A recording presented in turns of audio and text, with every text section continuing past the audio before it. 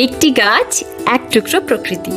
এই যে দেখতে পাচ্ছ, এটা আমার ছাদ বাগানের অন্যতম পুরনো বন্ধু, এক টুকরো বনসাইয়ের সৌন্দর্য। ছোট্ট এই পাত্রে দাঁড়িয়ে আছে বিশাল এক প্রাণশক্তি। তার শিকড়গুলো যেন মাটির গভীর থেকে টেনে আনে জীবনের গল্প।